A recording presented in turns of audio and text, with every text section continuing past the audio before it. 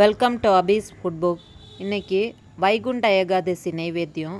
ஏகாதசி சத்து மாவு 2 விதமாக எப்படி செய்கிறதுன்னு பார்ப்போம். நான் 1 கப் பச்சரிசி எடுத்திருக்கேன். இது சாப்பாட்டு பச்சரிசி இல்லைன்னா மாவு பச்சரிசி எது வேணுனாலும் எடுத்துக்கலாம். வைகுண்ட ஏகாதசி நைவேத்தியமாக செய்யும்போது இதை பச்சரிசியில் செஞ்சுக்கோங்க. சாதாரண நாளில் ஸ்நாக்ஸாக செய்யும்போது இதே மெத்தடில் புழுங்கரிசியில் செஞ்சுக்கோங்க. அது இன்னும் டேஸ்ட்டாக இருக்கும். அரிசியை 2-3 டைம் நல்லா கழுவிட்டு தண்ணியை சுத்தமாக வடிகட்டி எடுத்து நல்லா வெயிலில் காய வச்சு இது போல் நல்லா மொறுமொறுப்பாக காஞ்சதும் எடுத்துக்கோங்க. அரிசியை இது போல் கழுவி காய வச்சு செஞ்சிங்கன்னா தான் அரிசி வறுக்கும்போது ஒன்று போல் வறுப்படும், மாவு அரைக்கும் போதும் நல்லா நைஸாக அரைப்படும். காய வச்ச அரிசியிலேருந்து பாதி அரிசியை கனமான வெறும் வாணலியில் சேர்த்து மிதமான தீயில் கைவிடாமல் வறுத்துக்கோங்க. அரிசியை வாணலிக்கு தகுந்த மாதிரி கொஞ்சம் கொஞ்சமாக சேர்த்து வறுத்திங்கன்னா தான் ஒன்று போல் வறுப்படும். மொத்தமாக சேர்த்துட்டிங்கன்னா காந்தி போயிடும். இது போல் நல்லா பொன்னிறமாக வறுப்பட்டதும் நல்லா வாசனை வரும். ஒரு பிளேட்டில் போட்டு நல்லா ஆறுனதும் மிக்சி ஜாரில் சேர்த்து எந்த அளவுக்கு நைஸாக அரைக்க முடியுமோ அந்த அளவுக்கு நைஸாக அரைச்சிக்கோங்க. நான் கம்மியான அளவில் செய்கிறதுனால மிக்சி ஜாரில் அரைக்கிறேன். நீங்கள் அதிக அளவு செய்யும்போது மெஷினில் கொடுத்து அரைச்சிக்கோங்க. அரிசியை மெஷினில் கொடுத்து அரைக்கும்போது மாவு நல்லா நைஸாக இருக்கும்.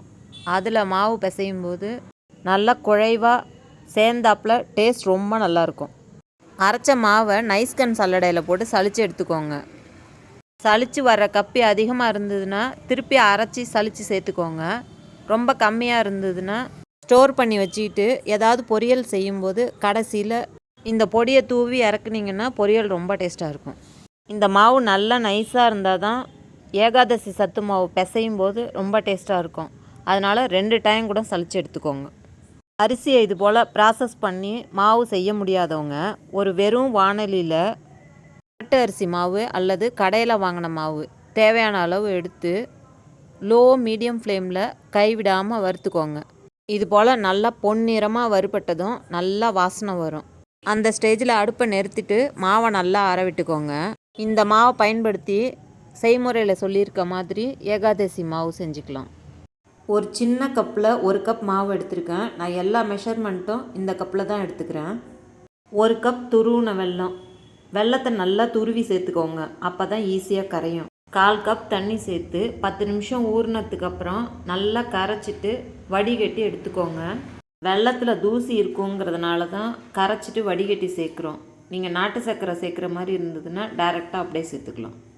1/4 டீஸ்பூன் ஏலக்காய் பொடி, 1/2 டீஸ்பூன் நெய் சேர்த்து நல்லா கலந்துட்டு 1/4 கப் தேங்காய் துருவல் சேர்த்து கலந்ததுக்கப்புறம் 1 கப் சளிச்ச மாவு சேர்த்து கட்டி இல்லாமல் நல்லா கலந்துக்கிட்டிங்கன்னா இது போல் ஏகாதசி சத்து மாவு ரெடி ஆயிடுச்சு.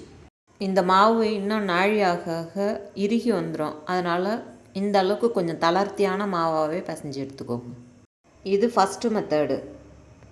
அடிகனமான வாணலியில் 1 கப் துருவின வெல்லம், 3/4 கப் தண்ணி சேர்த்து கொதிக்க விட்டு வெல்லம் ஃபுல்லாக கரைஞ்சதுக்கப்புறம் வடிகட்டி சேர்த்து 1/4 கப் தேங்காய் துருவல், 1/4 டீஸ்பூன் ஏலக்காய் பொடி, 1/2 டீஸ்பூன் நெய் சேர்த்து ஒரு கொதி வந்ததும் அடுப்பை நிறுத்திட்டு சளிச்ச மாவு 1 கப் சேர்த்து கட்டி இல்லாமல் நல்லா கலந்து எடுத்திங்கன்னா ஏகாதசி மாவு தயார்.